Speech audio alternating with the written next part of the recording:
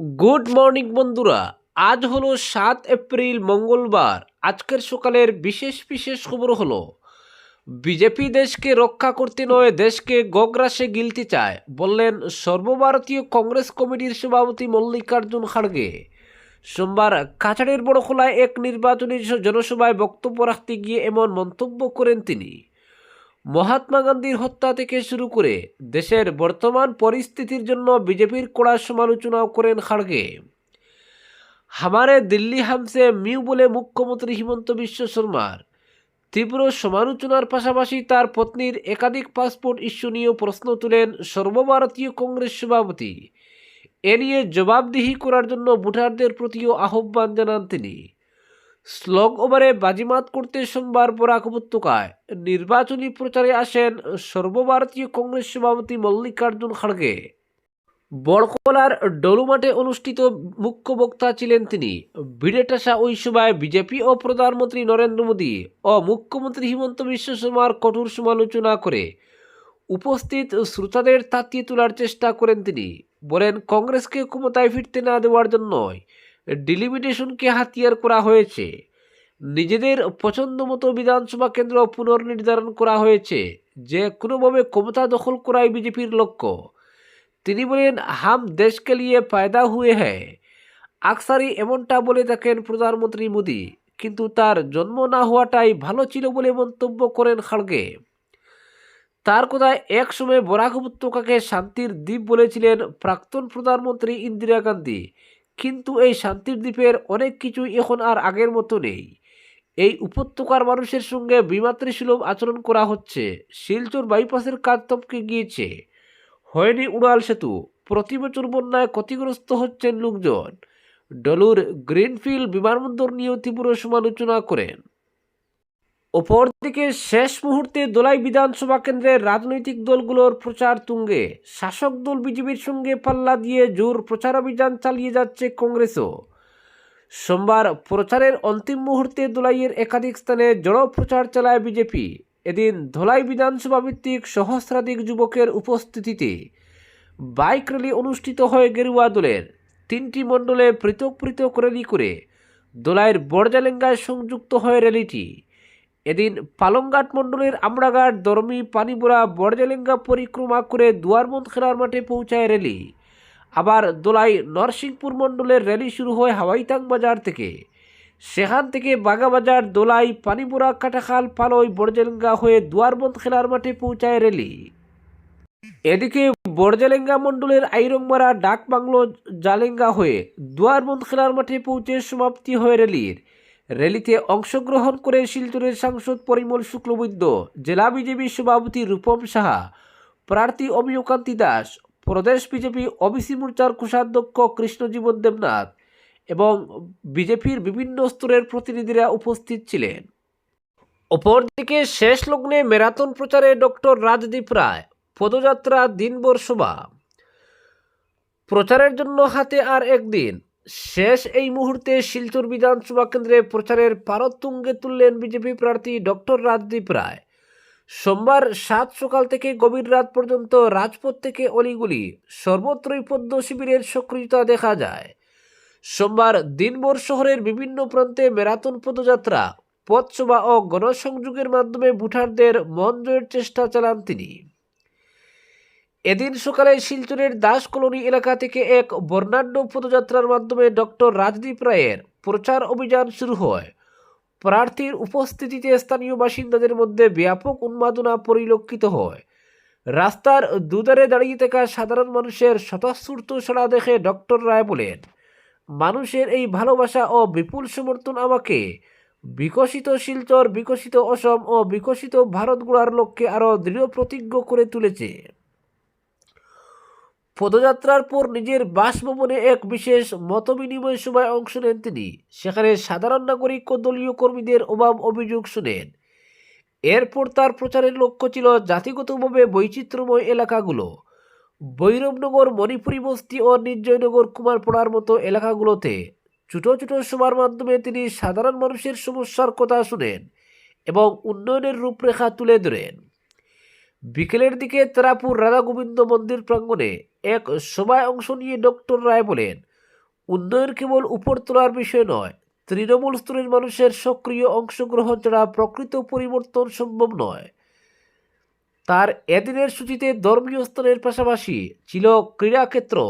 স্থানীয় একটি হোটেলে উদীয়মান ক্রীড়াবিদদের সঙ্গে মত বিনিময়ের পর তিনি একে একে সুভাষনগর, ইএনডি কলোনি এবং বিলপার পদ্মনগর এলাকায় দাঁড়ে দাঁড়ে গিয়ে আশীর্বাদ প্রার্থনা করেন। রাধামাধব রোড ও মধুরবন এলাকায় সাংগঠনিক বৈঠকের মাধ্যমে দিনের কর্মসূচি শেষ হয়। অপরদিকে নির্বাচনী প্রচারে সরগরম শিলচর। এবার বিজেপি প্রার্থী রাজদীপ রায়ের সমর্থনে রাজপথে নামলেন শহরের অটোরিকশা চালক ও মালিকরা। শনিবার 5টি অটোরিকশা সংগঠনের যৌথ উদ্যোগে শহরে এক বিশাল মিছিল বের করা হয়, যেখানে 200 শতাধিক অটোরিকশা অংশগ্রহণ করে বিজেপি প্রার্থীর প্রতি তাদের সমর্থনের জানান দেয়। মূলত বর্তমান সরকারের উন্নয়নমূলক কাজের ধারাকে অব্যাহত রাখতেই অটোরিকশা ও ই অটো সংগঠনের এই সম্মিলিত প্রয়াস। সংবাদ মাধ্যমের মুখোমুখি হয়ে সংগঠনগুলোর পক্ষে বিকাশ ভট্টাচার্য জানান, অলকাচার কমার্শিয়াল ই অটো অ্যাসোসিয়েশন, অলকাচার e auto owners and drivers association, Silchar town e auto drivers and owners association, Silchar auto মালিক সংস্থা এবং Silchar town auto owners association এবারের নির্বাচনে বিজেপিকে পূর্ণ সমর্থন জানিয়েছে। তার মতে বিজেপি সরকারের আমলে যে পরিকাঠামোগত উন্নয়ন হয়েছে তা মাথায় রেখেই সংগঠনগুলো প্রার্থীর সমর্থনে প্রচারে জ্বর তুলতে ময়দানে নেমেছে। এদিন রাজদীপ রায়ের সমর্থনে আয়োজিত মিছিলটি শহরের দেবদূত পয়েন্ট থেকে শুরু হয়। এরপর রাঙ্গিরখাড়ি, সোনাই রোড, দ্বিতীয় লিঙ্ক রোড ও মেডিকেল রোড পরিক্রমা করে র্যালিটি ন্যাশনাল হাইওয়ে চিরুকান্দি তারাপুর হয়ে পুনরায় দেবদূত পয়েন্টে এসে সমাপ্ত হয়।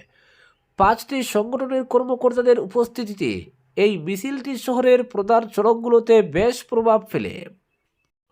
অপরদিকে আসন্ন বিধানসভা নির্বাচন 2026 উপলক্ষে ভোট গ্রহণের শেষ 48 ঘন্টা আগে বরাক উপত্যকায় কঠোর বিধিনিষেধ জারি করল প্রশাসন।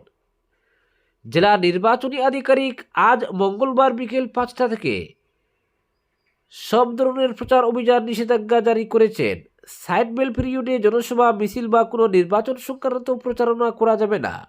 প্রিন্ট, ইলেকট্রনিক বা সোশ্যাল মিডিয়ায় নির্বাচনী বিষয়বস্তু প্রকাশ করা যাবে না। ভোটের জন্য কোনোভাবে প্রচার, SMS, ফোন কল বা সোশ্যাল মিডিয়া পোস্ট করা যাবে না। তাছাড়া ভোটার ছাড়া অন্য ব্যক্তি যারা ভোটার নন তাদেরকে আজ বিকাল 5টার আগে নির্বাচনী এলাকা ছেড়ে যেতে বলা হয়েছে। প্রার্থী ও রাজনৈতিক দলগুলোকে এই নির্দেশাবলী মেনে চলতে হবে। লঙ্ঘন করলে আইনের সংশ্লিষ্ট ধারায় শাস্তি হতে পারে বলে নির্দেশে বলা হয়েছে। অপরদিকে আসন্ন বিধানসভা নির্বাচনকে সামনে রেখে সীমান্ত ঘেঁষা এলাকায় কড়া নিরাপত্তা, নির্ভয়ে ভোট দিতে জনগণকে আহ্বান প্রশাসনের। 9 এপ্রিল রাজ্যে অনুষ্ঠিত হতে চলেছে বহুল প্রতীক্ষিত বিধানসভা নির্বাচন। গণতন্ত্রের এই মহোৎসবকে কেন্দ্র করে সীমান্ত ঘেঁষা পাথারকান্দি বিধানসভা কেন্দ্রে নিরাপত্তা ব্যবস্থা জোরদার করতে ইতিমধ্যেই তৎপর হয়ে উঠেছে প্রশাসন। ভোটের দিন যাতে সাধারণ মানুষ কোনো ভয়ভীতি বা প্ররোচনার শিকার না হয়ে নির্বিঘ্নে নিজেদের ভোটাধিকার প্রয়োগ করতে পারেন, সেই লক্ষ্যেই সোমবার পাথারকান্দি জুড়ে আয়োজন করা হয় শ্রীভূমি জেলা পুলিশ ও কেন্দ্রীয় বাহিনীর এক বিশাল ফ্ল্যাগ মার্চ। সোমবার সন্ধ্যায় পাথারকান্দি থানার পুলিশ এবং আধা সামরিক বাহিনীর জওয়ানদের অংশগ্রহণে এই ফ্ল্যাগ মার্চ শুরু হয়। শ্রীভূমি জেলা পুলিশের উচ্চপদস্থ আধিকারিকদের নেতৃত্বে বাহিনীর সদস্যরা পাথারকান্দি বাজার সহ বিভিন্ন গুরুত্বপূর্ণ সড়ক, সংবেদনশীল এলাকা এবং প্রত্যন্ত গ্রামাঞ্চলের অলিগলি প্রদক্ষিণ করেন। বাহিনীর সুসংগঠিত পদযাত্রা ও কড়া নজরদারি এলাকায় এক নিরাপত্তামূলক বার্তা পৌঁছে দেয়। পুলিশ প্রশাসনের পক্ষ থেকে জানানো হয়েছে, নির্বাচনকে কেন্দ্র করে যাতে কোনো অপ্রীতিকর ঘটনা না ঘটে এবং শান্তি শৃঙ্খলা অটুট থাকে সেজন্য তারা সম্পূর্ণ প্রস্তুত। এই ফ্ল্যাগ মার্চের মূল উদ্দেশ্য হচ্ছে সাধারণ মানুষের মধ্যে আত্মবিশ্বাস জাগিয়ে তোলা এবং যারা নির্বাচনের পরিবেশ নষ্ট করার চেষ্টা করতে পারে তাদের প্রতি কঠোর বার্তা পৌঁছে দেওয়া। অপরদিকে সোনাই বিধানসভা আসনে তৃণমূল কংগ্রেসের প্রার্থী শাহজাহান লস্করের সমর্থনে জোরদার নির্বাচনী প্রচারে অংশ নিলেন ভারতীয় ক্রিকেট তারকা তথা সাংসদ ইউসুফ পাঠান। সোমবার সোনাই জুড়ে এক বিশাল র্যালির মাধ্যমে প্রচারে নতুন উদ্দীপনা আনেন তিনি। এদিনের র্যালিতে বিপুল সংখ্যক দলীয় কর্মী সমর্থকের উপস্থিতি লক্ষ্য করা যায়। র্যালি চলাকালীন ইউসুফ পাঠান তৃণমূল প্রার্থীর জয়ের ব্যাপারে আশাবাদ ব্যক্ত করেন এবং সাধারণ মানুষের সমর্থন কামনা করেন। এই প্রচার কর্মসূচিতে উপস্থিত ছিলেন রাজ্যসভার সাংসদ সুস্মিতা দেব সহ দলের অন্যান্য শীর্ষ নেতৃবৃন্দ। নেতারা জানান সোনাই আসনে পরিবর্তনের হাওয়া বইছে এবং তৃণমূল কংগ্রেসের প্রার্থী উল্লেখযোগ্য ব্যবধানে জয়ী হবেন বলে তারা আশাবাদী। নির্বাচনের প্রাক্কালে এই র্যালিকে ঘিরে সোনাই এলাকায় রাজনৈতিক উত্তাপ আরও বেড়েছে বলে মনে করছেন রাজনৈতিক পর্যবেক্ষকরা। অপরদিকে লক্ষ্মীপুরে বিজেপির বিশাল বাইক র্যালি। বরাক উপত্যকার 13টি বিধানসভা আসনের মধ্যে লক্ষ্মীপুরকে ভারতীয় জনতা পার্টির অন্যতম শক্তিশালী ও নিরাপদ আসন হিসেবে ধরা হচ্ছে।